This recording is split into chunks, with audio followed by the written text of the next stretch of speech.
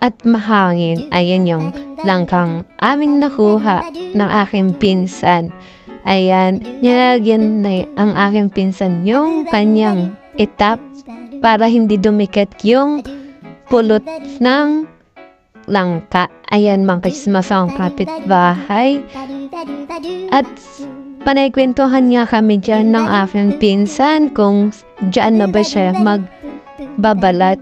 Kaya sabi ko, sige, dyan ka na magbalat. Ayan. Sabi nga dyan ng aking pinsan, mga kapitbahay, ay nahihiya daw siya sa camera. Kaya lilipat daw siya ng pesto. Ayan. Sabi ko, sige, dyan na ako upo para matulungan ko siyang alisin at anahin yung balat. Ayan guys, naiba, natapos na namin.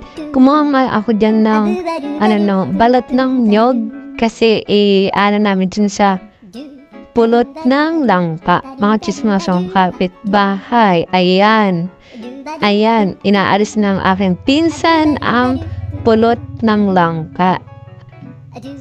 At sabi nga ng aking pinsan ay bibiyakin na daw niya. At diyan na kami mag ng langka. Yan mga sumasong kapitbahay. Habang nagano nga kami diyan, hinahati-hari namin yung langka ay panay chismisang kami diyan ng aking pinsan. Kasi para ay mabilis kami matapos mga chismosong kapitbahay. At sabi nga ng aming pinsan, sobrang ingay daw ng aming katabing bahay kasi may ginagawang bahay. Ayan. Panaytawang nga ako dyan mga chismosong kapitbahay kasi dumaan yung aking kapatid. Sabi niya, nag-vlog ba kayo? Sabi ko, oo.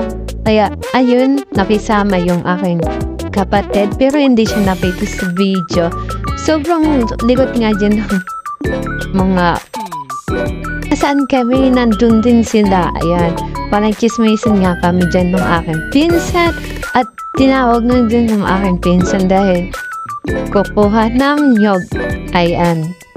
Pagkatapos nga namin dyan, namin yung langka ay ako ay ikakayod yung nyog. Ayan, mga chismasong kapitbahay.